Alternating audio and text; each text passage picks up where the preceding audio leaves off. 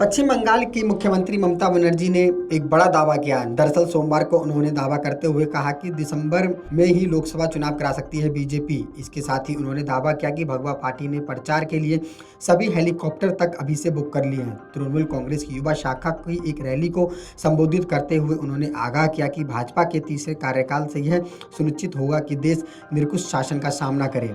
पश्चिम बंगाल की मुख्यमंत्री ममता बनर्जी ने राज्य में अवैध पटाखा फैक्ट्री में हुए विस्फोटक के लिए गैर कानूनी गतिविधियों में लगे कुछ लोगों को भी जिम्मेदार ठहराया। उन्होंने आरोप लगाया कि यह कुछ पुलिसकर्मियों के समर्थन से किया जा रहा है।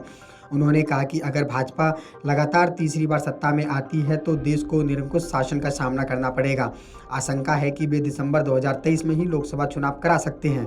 टीएमसी प्रमुख ने कहा कि भगवा पार्टी ने पहले ही हमारे देश को समुदायों के बीच दुश्मनों के दलदल में बदल दिया है। अगर वे सत्ता में लौटते हैं तो यह हमारे देश को नफरत का देश बना देंगे। ममता बनर्जी ने दावा करते हुए कहा कि भाजपा ने लोकसभा चुनाव में प्रचार के लिए पहले से ही सभी हेलीकॉप्टर बुक कर लिए हैं ताकि कोई अन्य राजनीतिक दल प्रचार के लिए उनका इस्तेमाल ना कर सके। बनर्जी ने कहा कि उन्होंने बंगाल में 3 दशक लंबे माकपा शासन को हराया था और अब वह लोकसभा चुनाव में भाजपा को हराएगी। वहीं जादवपुर विश्वविद्यालय में गोली मारो के नारे लगाने वाले एबीपी और भाजपा कार्यकर्ताओं पर निशाना साधते हुए मुख्यमंत्री ममता बनर्जी ने कहा कि उन्होंने पुलिस को विश्वविद्यालय में नफरत भरे भाषण लगाने वालों को गिरफ्तार करने के निर्देश दिए हैं। उन्होंने कहा कि ऐसे नारे लगाने वालों को यह नहीं भूलना चाहिए कि यह बंगाल है। उन्होंने कहा कि यह उत्तर प्रदेश नहीं है। पश्चिम बंगाल के उत्तर 24 परगना जिले में रविवार को एक अवैध पटाखा फैक्ट्री में हुए विस्फोटक के लेकर ममता बनर्जी ने कहा कि कुछ लोग अवैध गतिविधियों में लिप्त हैं, कुछ पुलिसकर्मियों इसमें मदद कर रहे हैं। ज़्यादातर पुलिसकर्मी पूरी ईमानदारी से अपनी ड्यूटी कर रहे हैं, लेकिन कुछ लोग ऐसे तत्वों की मदद कर रहे हैं। उन्हें याद रखना चाहिए कि रैगिंग विरोधी प्रकोष्ठ की तरह हमारे यहाँ बंगाल में भ्रष्टाचार विरोधी प्रकोष्ठ भी है।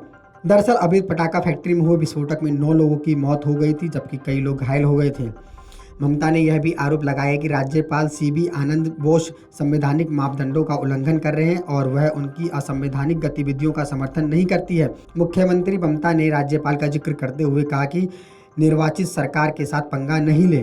वहीं ईडी के छापों का जिक्र करते हुए ममता ने कहा कि केंद्रीय एजेंसियां लोकसभा चुनाव से पहले तृणमूल के राष्ट्रीय महासचिव अभिषेक बनर्जी को गिरफ्तार करने की योजना बना रही है। मुझे हाल ही में एक संदेश मिला है कि वे चुनाव से पहले अभिषेक को गिरफ्तार कर सकते हैं।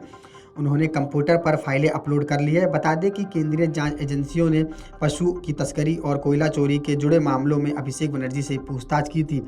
वहीं ममता बनर्जी के इन आरोपों पर अब बीजेपी क्या जवाब देती है, देखने वाली बात है। बता दें कि ममता बनर्जी इससे पहले भी कई बार दावा कर चुकी है कि बीजेपी समय से पहले लोकसभा चुनाव करा सकती है।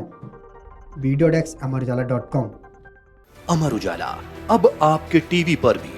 अपने स्मार्ट टीवी पर YouTube पर सर्च करें अमर उजाला, चैनल सब्सक्राइब करें और देखें ताजा खबरें, वो भी HD क्वालिटी में।